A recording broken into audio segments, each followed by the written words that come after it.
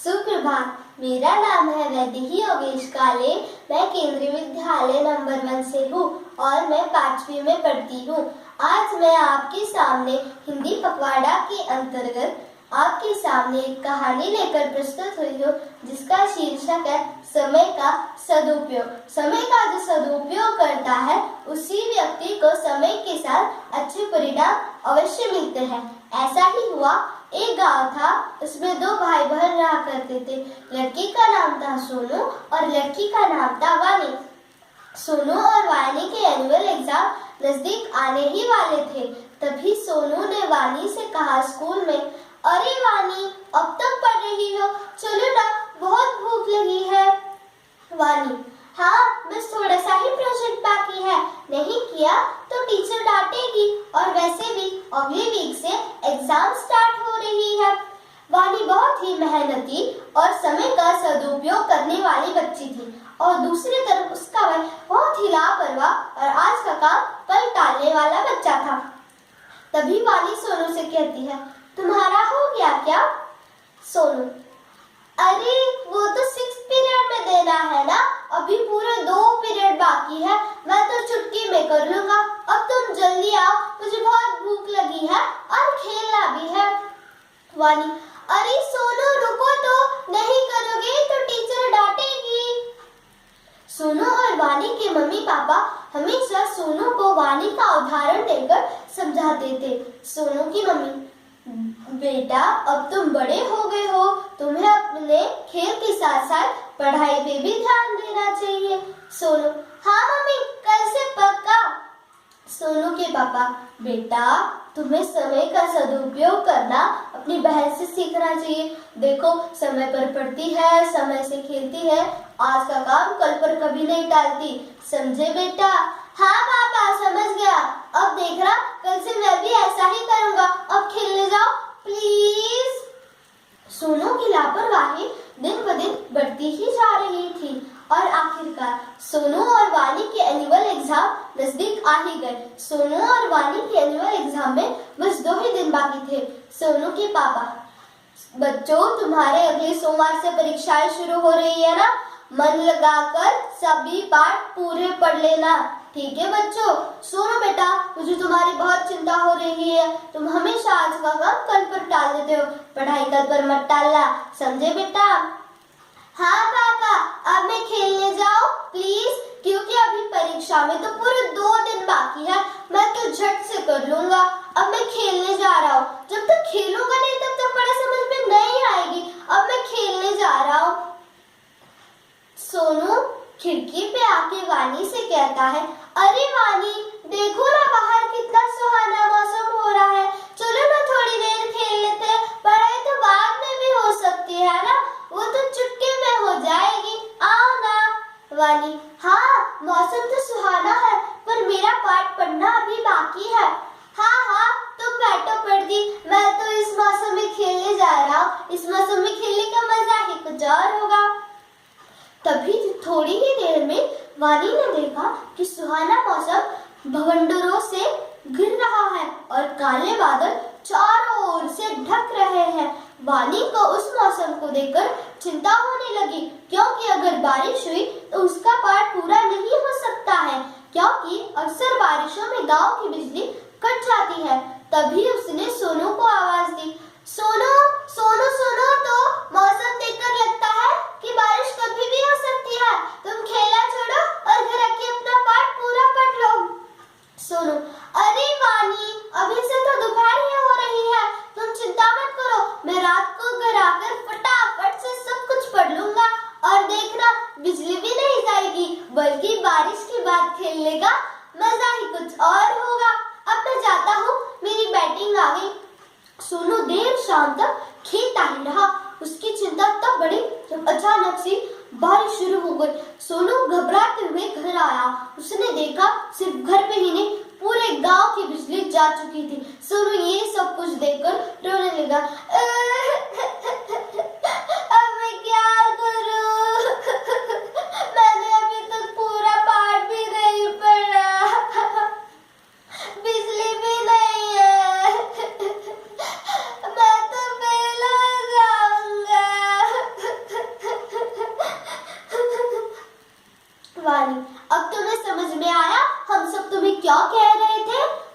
आपके पापा। मैंने तो तुम्हें एक हफ्ते पहले ही बोल दिया था कि अपना पाठ समय पर पूरा पढ़ लो। तुम हो कि समझते ही नहीं हो। अब भोगो। सॉरी पापा। अब मैं क्या करूं? मैं तो फेल हो जाऊंगा। सोनू को समझ में आ गया था कि उसकी लापरवाही के कारण उसे पढ़ने का समय ही नहीं मिला। वानी, अब रोने से कोई फायदा नहीं है। मेरे साथ आओ, मैंने अपना पाठ समय पर ही पूरा पढ़ लिया था। मैं तुम्हें सारा पाठ समझा देती हूँ और याद भी करा देती हूँ। चलो आओ मेरे साथ। और दूसरे दिन दोनों बच्चे खुशी खुशी परीक्षा देने चले गए। जो समय का करे सम्मान, वही भविष्य में कहलाए महान। धन्यवाद। इस कोरोना के अंतर्गत मैं आपसे ये उम्मीद करती हूँ कि हम सभी जल्दी ही इस कोरोना से मुक्त होंगे। धन्यवाद। आदरणीय प्राचार्य महोदय, उप प्राचार्य, शिक्षकगण एवं मेरे प्रिय दोस्तों, आज मैं आप सबके सामने एक कहानी लेकर प्रस्तुत हूँ जिसका नाम है लालची राजा। बहुत समय पहले की बात है। एक राजा था जिसका नाम मायादास था। वह शिव जी का बहुत बड़ा पुजारी था। एक दिन शिव जी उसकी कठोर तपस्या से प्रसन्न होते वहां प्रकट हो गए। भगवान शिव जी ने मायादास से बोला, मायादास तुम्हें क्या वरदान चाहिए? तो मायादास ने बोला, भगवान अगर आप मेरी कठोर तपस्या से इतने ही प्रसन्न हुए हैं तो आप मुझे यह वरदान दीजिए कि मैं जो भी चीज छूं वो सोने की हो जाए। भगवान शिव ने बोला तथास्तु। उसके बाद राजा खुश हो गया और वो महल की सभी चीजों को छूने लगा और वो सभी चीजें सोने की हो गई। फिर कुछ देर बाद उसे प्यास लगी। उसने पानी मंगवाया। जैसे ही उसने पानी छुआ वो सोने का हो गया। फिर वो रोने लगा। उसने फिर कुछ देर बाद खाना मंगवाया। जैसे उसने खाने को छुआ वो सोने का हो गया। फिर वो रोने लगा और वहाँ पे शिव जी प्रकट हो गए। फिर मायादास ने शिव जी से बोला, हे भगवान, आप सब पहले जैसे कर दीजिए, मुझे अपनी गलती का पता चल गया है। फिर शिव जी ने सब पहले जैसा कर दिया और मायादास खुश हो गया। इससे हमें यह पता चलता है कि लालच बुरी बला है। Thank you. नमस्कार, मेरा नाम पूर्वा अजय कुलथे है। मैं कक्षा 5वीं की छात्र हूँ। मुझे पता है कि आप सभी को कहानी सुनना पसंद है, इसलिए आज मैं आप सबके सामने एक कहानी पढ़ने वाली हूँ जिसका नाम है जादुई केले का पेड़। एक गांव में एक छोटा सा राजा नाम का लड़का रहता था। एक दिन जब वह खेलकर घर की तरफ आ रहा था, तभी उसको एक हल्के से कन्हाने की आवाज सुनाई दी। उसने इधर उधर देखा, परंतु उसे कुछ नहीं दिखा। फिर उसे एक छोटा सा केले का पेड़, जैसे कि किसी ने उसे बुरी तरह से उखाड़ कर फेंक दिया था, उसने वहां पे पाया। उसने उस छोटे से केले के पेड़ को उठाया और प्यार से सहराते हुए अपने घर ले गया। उसने अपनी माँ से कहा कि माँ, मैं इस छोटे से केले के पेड़ को पुनर्जीवन दान देना चाहता हूँ। माँ ने उसे इस बात के लिए शाबाशी दी। उसने उस पेड़ को घर के पीछे वाली जगह पर लगा दिया। वह उसे रोज पानी देता तथा उसकी अच्छी निगरानी भी करता। थोड़े ही दिनों में पेड़ झूमने लगा। धीरे धीरे उस पर छोटे छोटे फल लगने शुरू हो गए थे। थोड़े ही दिनों में बड़े बड़े केले पेड़ पर दिखने लगे।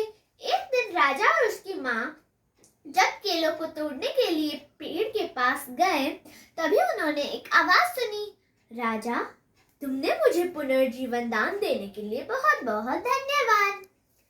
उसने कहा कि तुम मेरे आज से जितने फल तोड़ोगे उससे दुगने फल मैं तुम्हें दूंगा और तुम उन फलों को बेचकर अपना भविष्य उज्जवल बनाना। और कभी कभी मैं तुम्हें एक स्वर्ण केला भी दिया करूंगा।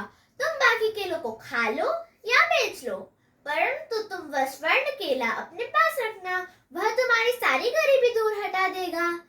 वह राजा एक ठेला लेकर आया और उस पर सारे केले रखकर बाजार ले गया। बाजार जाने के बाद उसका केला का व्यापार इतना बढ़ने लगा कि वह बड़ा आदमी बन गया। परंतु राजा का एक पड़ोसी सुयश वह प्रगति देखकर वह मन ही मन ईर्ष्या महसूस करने लगा। एक दिन उसने सोचा कि यह इतने अमीर कैसे हो रहा है। उसने फिर राजा का एक दिन पीछा किया और देखा कि यह तो इस केले के पेड़ से ही एक केले तोड़ रहा है और उस पेड़ पर जितने वो केले तोड़ता है उससे दुगने केले उस पर आ जाते हैं। और उसने वह सोने का केला भी देखा जो इतना बड़ा था। फिर एक दिन राजा घर पर नहीं है ऐसा सोचकर सुयश उसके बगीचे में एक तलवार लेकर आया और उस पेड़ को छाटने की कोशिश की। तभी उस पेड़ में से आवाज आई, रुक जाओ, मुझे हाथ लगाने की हिम्मत भी मत करना। मुझ पर सिर्फ और सिर्फ राजा का ही हक है, क्योंकि उसने मुझे जीवन दान दिया है, उसने मेरी सेवा की है, उसने मुझे पानी दिया है। ऐसा कहते हुए पेड़ ने कहा। सुयश ने फिर भी नहीं सुना और सुयश ने कहा कि तुम अगर ज्यादा कहोगे तो मैं तुम्हें भी काट दूंगा, तुम्हारे फलों के साथ काट दूंगा। उसने फिर उस केले के पेड़ को ही काटना शुरू किया। वैसे ही उस केले के पेड़ पत्तों का एक जोरदार झापड़ उसके मुंह पर पड़ा और वह कीचड़ में गिर गया। परंतु वह फिर से उठा और फिर से उस पेड़ को काटने की कोशिश में जारी रहा। इस बार केलों के पत्तों का जोर इतना बढ़ गया कि वो इस बार नाली में फिर गिर गया, परंतु कीचड़ उसके मुंह में भी चला गया था। वह उठ भी नहीं पा रहा था, वह बोल भी नहीं पा रहा था। उतने में वहां राजा आ पहुंचा। सुयश ने अपने दोनों हाथ जोड़कर राजा से माफी मांगी। फिर से एक बार राजा ने उस केले के पेड़ को प्यार से सहराया और उसे फिर से पानी देना शुरू कर दिया। इस कहानी से हमें यह सीख मिलती है कि हमें किसी को भी तकलीफ नहीं देनी चाहिए, सबकी मदद करनी चाहिए। जो करे सेवा वही खाए मेवा। धन्यवाद। सुप्रभात। मेरा नाम जानवी राजेश पटांगरे है। मैं कक्षा 5वीं ब में पढ़ती हूँ। आज मैं आपको एक कहानी सुनाने जा रही हूँ जिसका नाम है होशियार लड़कियाँ। चंद्रपुर नाम का एक छोटा सा गांव था। गांव में रहने वाले सभी लोग बहुत ही सीधे साधे थे। वे दिन भर अपने अपने खेतों में काम करते और शाम को घर आकर खाना पीना खाकर आराम करते। उन सभी की लड़कियां स्कूल जाती थी। आश्चर्य की बात यह थी कि सभी लड़कियां पढ़ने में बहुत ही होशियार थी। सारी की सारी लड़कियां समझदार भी थी। पढ़ाई के अलावा ये सारी लड़कियां अपने अपने घर का सारा काम भी करती थी। वे खाना बनाने में माहिर थी। एक दिन उस गांव पर संकट आया। गांव में एक तालाब था। किसी कारणवश उस तालाब का सारा पानी सूख गया। इस कारण गांव में पानी का अभाव निर्माण हुआ। लड़कियों को अब दूसरे गांव में पैदल जाकर पानी लाना पड़ता था। इस कारण उन्हें पढ़ाई करने के लिए कम समय मिलता था। एक दिन गांव की सारी लड़कियां इस समस्या का उपाय ढूंढने के लिए एकत्रित हुई। उन्होंने आपस में चर्चा करके समस्या का उपाय ढूंढ निकाला। उन्होंने अपने माता पिता को समझाया कि यदि हम सब मिलकर गांव में कुआं खुदवाएं तो हम सबकी समस्या का निराकरण हो सकता है। सभी को अपनी अपनी लड़कियों की बात सही लगी। सबने मिलकर गांव में कुआं खुदवाने का कार्य शुरू कर दिया। कुआं 40 फुट खोदा गया था और गांव वाले उसे और गहराई तक खोदना चाहते थे। पर यह क्या? कुएं में से झरने पानी के रूप में रिसने लगे। सभी गांव वाले प्रसन्न हो गए और उन्होंने गांव की सारी लड़कियों की तारीफ की। अतः कहानी से हमें यह सीख मिलती है कि समस्या आने पर उसे सुलझाने के लिए उपाय ढूंढने चाहिए।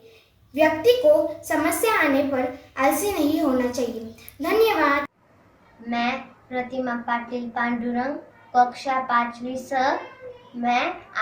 मेरी कहानी का नाम है माँ की प्यारी सीख। चेतन नाम का एक लड़का रहता था। वह बहुत अच्छा था। वह और उसकी माँ एक घर में बहुत अच्छे घर में रहती थी। उसकी माँ उसे बहुत सारे पकवान बना के देती थी और उसे खाने में भी बहुत अच्छा लगता था। एक दिन उसकी माँ ने कुकीज़ बनाई थी। कुकीज़ बनाने के बाद उन्हें बाजार जाना था। बाजार जाने के पहले केशव को उन्होंने बताया था कि गृह कार्य करने के बाद कुकीज़ खा लेना। फिर उसे सुनकर बहुत अच्छा लगा। फिर उसने जल्दी अपना गृह कार्य खत्म करके कुकीज़ खानी चाहा। फिर वह जार में अपना हाथ डालने गया और बहुत सारी कुकीज़ लेनी चाहा, पर उसका हाथ वहाँ पे फंस गया। फिर उसकी माँ आई, फिर हंसने लगी उसकी माँ। फिर उसकी माँ ने कहा कि बहुत सारे कुकीज़ छोड़ के सिर्फ 2 या 3 कुकीज़ लो। फिर उसने वो कुकीज़ छोड़ के अपनी माँ का कहना मान के उसने 2 कुकीज़ लिए और फिर उसका हाथ आसानी से ही निकल आया। फिर उसकी माँ ने कहा, इससे तुम्हें क्या सीख मिली? फिर उसने कहा कि इससे मुझे यह सीख मिली कि कभी भी लालच नहीं करना और जितना चाहिए उतना ही हमें लेना। धन्यवाद। नमस्ते, मेरा नाम वेदिका श्री है। मैं कक्षा 5वीं ब में पढ़ती हूँ। मैं आपको कहानी सुनाने के लिए आई हूँ। कहानी का नाम है घमंडी मोर। एक जंगल में एक घमंडी मोर रहता था। वह सभी पक्षियों और जानवरों को अपने सामने कुछ सोच समझता नहीं था। थोड़े दिन के बाद बारिश का मौसम आया। बिजली कड़कने लगा और आसमान में काले बादल आने लगे। घमंडी मोर देखकर बहुत खुश हो गया। वो नाचते हुए कबूतर के पास पहुंचा। उसने कबूतर से पूछा, हे कबूतर, देख कितना अच्छा मौसम है, चल आजा मेरे साथ नाचने के लिए। कबूतर ने बोला, तुझे एक बात पता है कि मुझे नाचना नहीं आता? मोर बोला, मुझे पता है कि तुझे नाचना नहीं आता, सोचा एक बार पूछ लूं। उसने कबूतर का मजाक उड़ाने के बाद वो मुर्गी के पास गया। उसने मुर्गी से पूछा, हे मुर्गी बहन, देख कितना अच्छा मौसम है, चल आजा मेरे साथ नाच। मुर्गी ने बोला, मुझे पता है कि तू जानबूझकर बोल रहा है कि तू अपना नाचना अच्छा दिखा पाए और दूसरों को चिढ़ाए। तू यहाँ से जा, मुझे दाना चुनने जाना है। मोर ने बोला, मुझे ये बात सुनकर बहुत अच्छा लग रहा है कि इस पूरे जंगल में बस मैं ही नाच पाऊं। वह थोड़ी देर नाचते हुए गया। उसने हंस को देखा। वापस उसके मन में बुरी बात आई। उसने हंस से पूछा, हे हंस, तू तो इस जंगल का नहीं है? हंस ने बोला, हाँ, मैं तो इस जंगल का नहीं हूँ, उड़ते हुए थक गया था, इसीलिए थोड़ी देर आराम करने के लिए आया हूँ। मोर ने बोला, हाँ, आराम कर ले, मैं नाचने जा रहा हूँ। हंस ने बोला, हाँ, तू नाचने जा, मुझे थोड़ी देर आराम करने दे। मोर बोला, हा हा हा हा। वो हंसने लगा। वो बोला, मुझे पता है कि तू डर गया। कैसे कि मैं तुझे नाचने बोलूं, तू नहीं नाचे तो? वापस वो हंसने लगा, हा हा हा हा। हंस को वह बात सुनने के बाद वो बहुत गुस्सा हो गया। उसने उसे उड़ने का चैलेंज दिया। उसने मोर से कहा कि मोर, तू मेरे जैसा उड़, और वो उड़ने चले गया। मोर भी उसके पीछे आराम से उड़ने लगा और हंस थोड़ा ऊपर उड़ने लगा और मोर थोड़ी नीचे उड़ने लगा और वह थोड़ी देर उड़ने के बाद जमीन में आ गया। उसे जमीन में देखने के बाद हंस भी नीचे आ गया। हंस ने मोर से पूछा, हे मोर, तू तो इस जंगल का बहुत अच्छा पक्षी है और तेरे पास बहुत अच्छे पंख और उसमें ज्यादा रंग हैं। मोर ने हंस से बोला, मुझे पता चल गया, अभी तू क्या बोल रहा है। हंस बोला, अभी तो समझ में आया तूने क्या किया।